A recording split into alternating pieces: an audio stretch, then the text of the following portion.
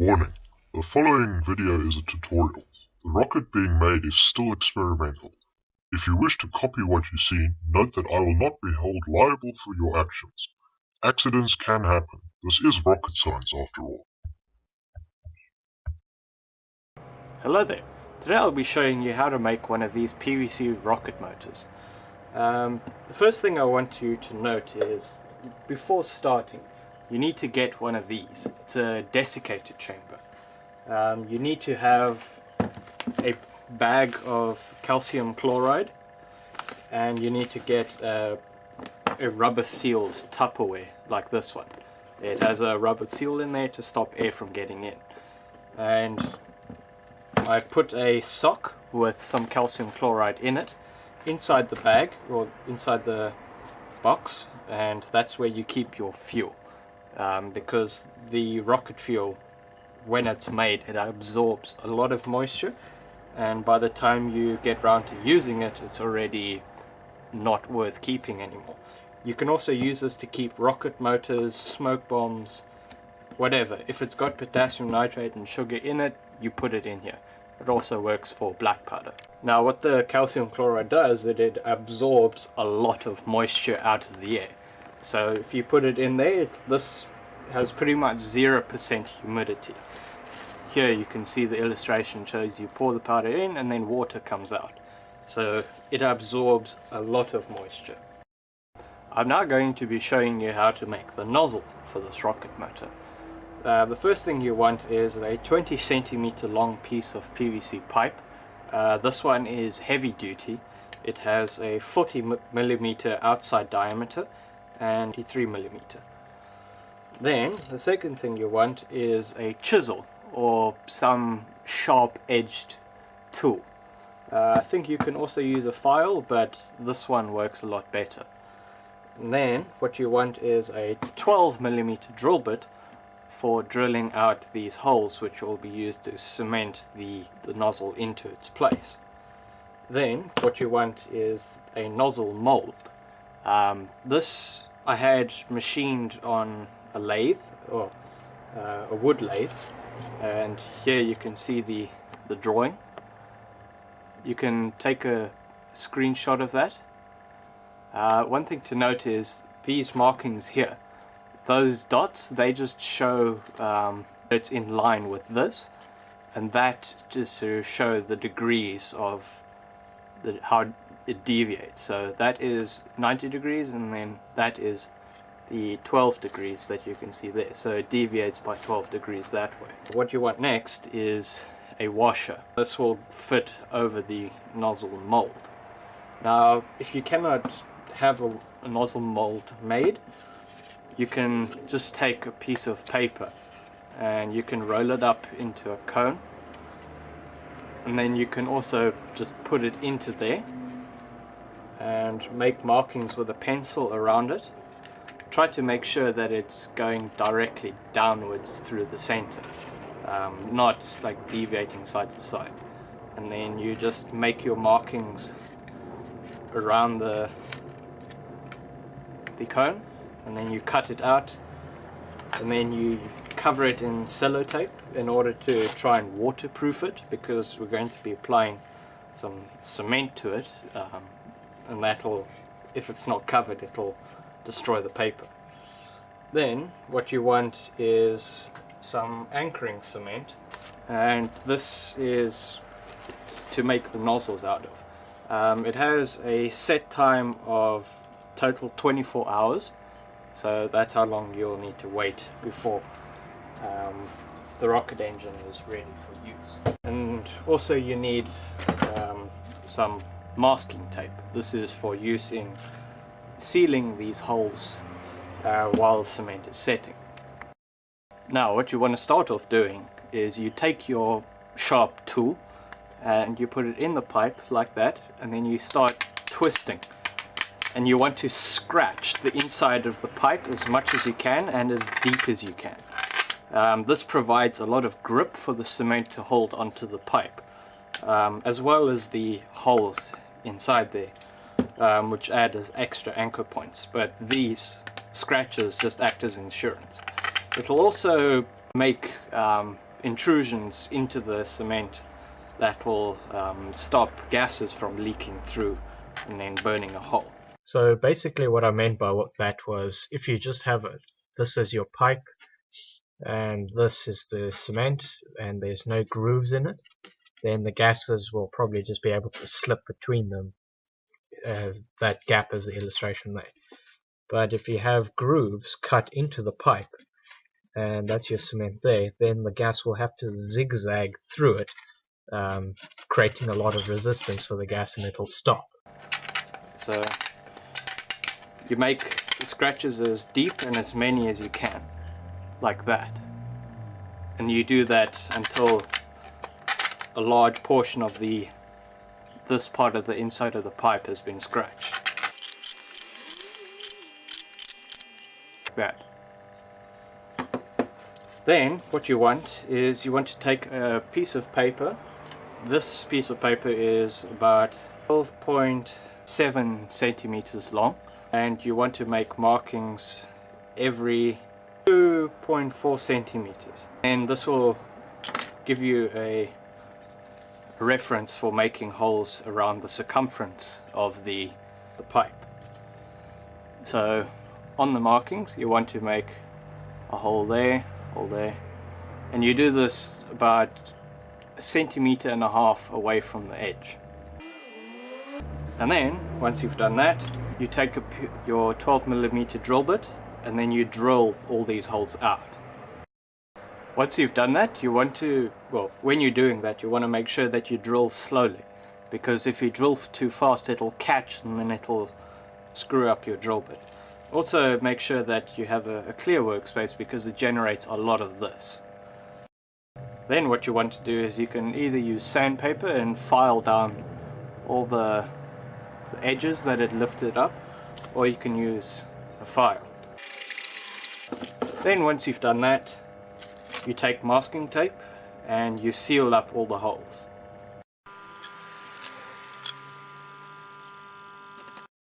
The next thing you want to do is you want to take your washer that's got a 10mm inner diameter and fit it over your nozzle mold.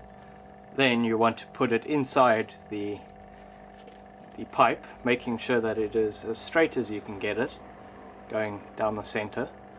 And then you want to mix up your anchoring cement and then pour it in until it just about covers the top of the mold. One thing I forgot to mention is you need to cover the majority of the surface with sellotape, because the cement holds on very tightly to this. So if you have that smooth surface on it, it won't grip as much. I learned that the hard way, because I nearly destroyed one of the motors because I thought I might be able to get away without putting the tape on. Now you want to mix up your cement to the manufacturer's recommendations. I'm just using this spritz bottle here to get the right amount of water. You want to get it so it's kind of runny like honey. About like this.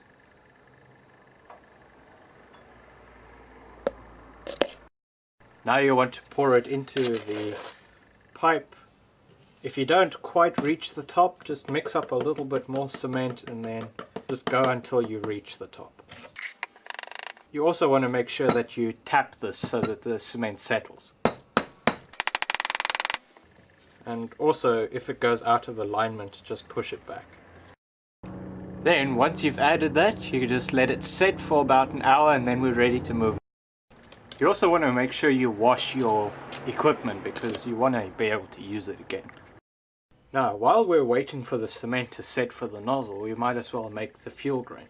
So you want to start off with a piece of the pipe about 11 centimeters long. Then the fuel grain is going to be 135 grams. So what you need is a dowel covered in tin foil. So you wrap it up and then you roll it tight, and that's about 10 millimeters wide. Then you want to take a piece of paper, doesn't really matter what kind, and then you roll it up and you put it inside your fuel grain, or your fuel grain mold, and then you when you pour the fuel in and it's hardened, this will just make it easier to remove. Then you want to measure out 87.7 grams of potassium nitrate, 47.2 grams of white sugar, as I have here, and you need 1% of that to be iron oxide, which I've got here. It's going to be about 1.35 grams of iron oxide. Okay, once you've gotten your paper tube inside the pipe, you just want to trim it down so it pretty much lines up with the edge. This will just make it a little bit easier to handle once you're putting the fuel in. And for those of you that don't know where to get potassium nitrate, you can just buy it as potassium nitrate prilled as bags of fertilizer. So you can just search on the internet potassium nitrate fertilizer and you should be able to find some results. And it comes looking as these pure pellets. Now what you want to do is you take your fuel mix, pour it into the pan or into a frying pan, preferably a non-stick, and then you pour in about 1/4 to 1/2 cup of water, and then you turn on the heat to high, and then you stir it around constantly. Just one thing to note is with the iron oxide, if you can't get, you don't have to use it, it just helps improve burn rate. So you stir it around until it dissolves, and then when it starts bubbling and getting thick, then you turn the temperature down. Okay, it's about at this point where you start having the paste sticking that you want to turn it down to 2. At least that's a setting that works for my stove. And then from this point on, you want to stir it constantly. Even if you think it's ready, keep stirring it, because it will burn and it will kill the quality of your fuel. You also want to make sure that you have a butter knife on hand to scrape off the fuel. And then also make sure you scrape it off the butter knife as well, because once it cools it will stick. You want to keep doing this literally until it stops making any sizzling noise. That. Even if you hear it, the occasional pop, it's still not ready. Also try to make sure you clean off all the fuel on the sides. By the way, earlier what I meant by burn, the sugar caramelizes pretty easily. So you want to keep it moving so the heat spreads evenly and then you don't get dark spots, which will decrease the quality of your fuel. Okay, once you've reached the point where you can put it on the stove, you can literally put your ear up to it and hear nothing, then you know it's ready. Then you want to just turn your stove off, but make sure it's still on the pan. Then you want to start pouring it, well, you can't really pour it, but putting it into your tube. But just make sure it stays on the surface, because obviously there's a hole on both sides.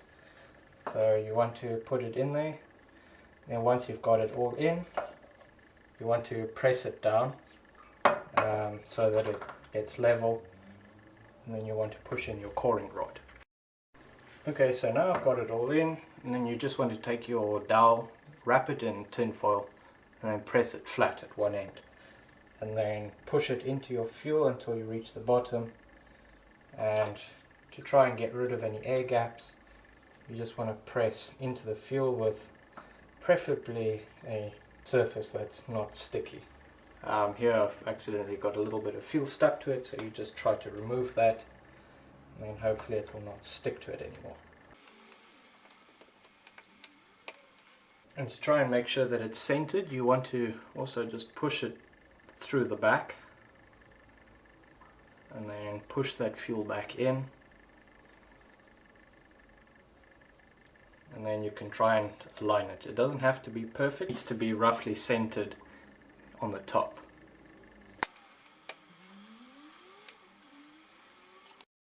Also, another thing to note about the fuel is it should be very hard, like this. And it should also be able to snap, like that.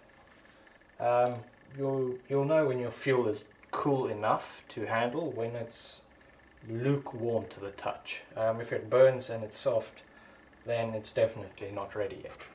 And just a note about cleaning your pots and your spatula. Everything used dissolves quite nicely in water, so you can just put it in the sink, fill it with water, and then just let it soak, and that'll get rid of it. And then you just put it in the dishwasher if you have. Then you can just burn any of the excess fuel you have. Nice cloud of smoke. Okay, now once it's quite hard, you want to take the fuel grain out, and then you want to pull it out as best you can. I find it works if you have a vise, and you just clamp it in, and then you twist and pull the rod out. Try to make sure that you remove as much of the tin foil as you can, so that there's a lot more surface to burn when it lights. Then you also want to take off the paper. Try and remove as much as you can. If you can't get all of it, it's fine. It'll just be disintegrated in the motor anyway. Also, you want to try and get rid of these little edges, so that when it goes into the fuel or into the motor, you have as much space to make the end cap as possible.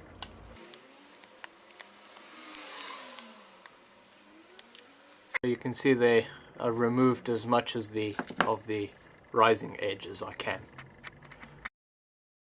Now what you want to do is you want to check if your cement has hardened enough that you can remove it. It's actually pretty easy. You just feel in the holes. If it's quite hard, probably you could do it if it's just a little bit soft, if your nail digs into it, but it should be fine. You want to put it in some sort of clamping tool. I just use a vise, clamp it down, and then you want to twist it out. If it's soft enough, it'll let out, or it'll let go, then it should come off pretty easily. Then you just want to push that bit out, and it falls out, and then you can see right through the motor. And you also want to make sure that you clean off all the cement that comes on the sides, because then if you don't, it'll pretty much stop your fuel grain from going in once we're ready to. So the way I do that is I just take a dowel and I scrape it, and I get out as much as I can. Often it'll just fall out to the bottom. Unfortunately, the cement is still a little bit wet, but that shouldn't hinder us from the next step. Now, what you want to do is you want to take a piece of cling wrap, and you take the side of the fuel grain where the nail went in, and then you face that into the middle of your cling wrap, and then you wrap it down, and then you just try and wrap it around to the top. Then once you've done that, you put it inside the pipe, you push it until it can't go down anymore, then you just press down the cling wrap. Then what you want to do is take your sharp tool, and then you want to scrape this again, making sure that you get nice deep grooves. You could also do this before you put in the fuel grain, but I just do it afterwards because then I can see how much of this I need to scratch.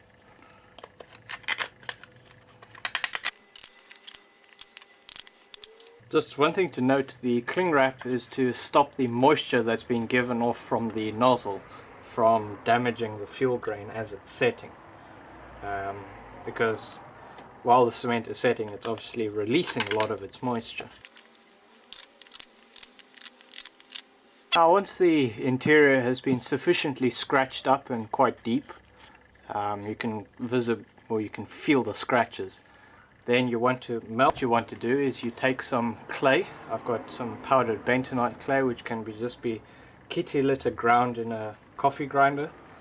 Then you want to pour in just enough that it'll cover the cling wrap, and then you want to take some candle wax, and then you just heat it with a I use a blowtorch. You can also just use a lighter, and then you must saturate the clay with the wax so it forms a waterproof boundary between the fuel and the cement.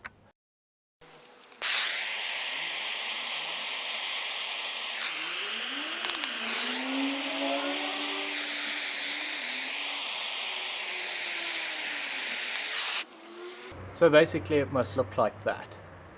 And then you just let that set, and then we're ready to move on to the next step. Also, you just want to try and make sure that the candle wax doesn't get in the grooves. If it does, you just use your tool and scrape it out. You can also scrape more grooves to make it better.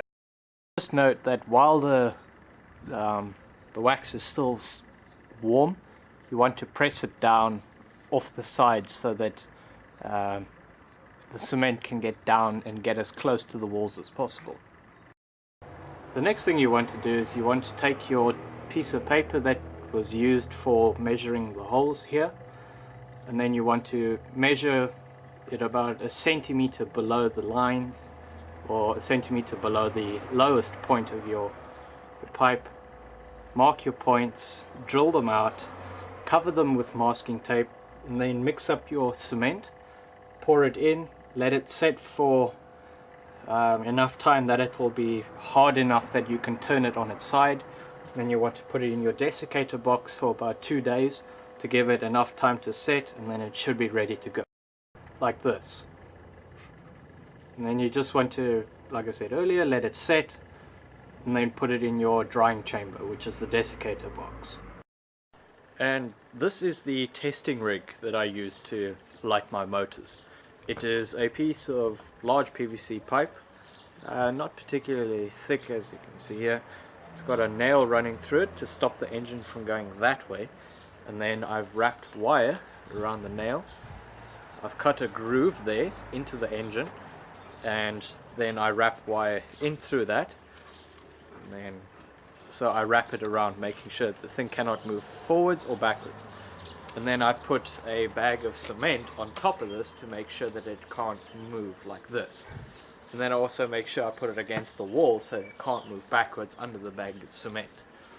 And then I'm going to attempt to light it with electronic ignition, which is just a drill battery connected to some long wires and a nichrome wire, with a little bit of rocket fuel connected on the nichrome wire, so that it'll burn and ignite the entire engine at once.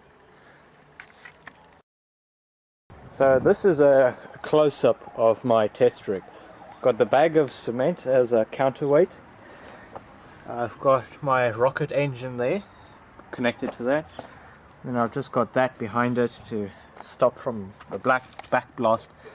You can see some previous damage from a rocket engine that got blown up. And then inside the bucket here, I've got this piece of wood so that it'll guide the gases in. And then I've got a brick in there as weight, and I've also got sand. But in one test that I did, it managed to move the bucket from there to over there, and it was standing upright. So there's a lot of energy coming out of this engine. 3, 2, 1.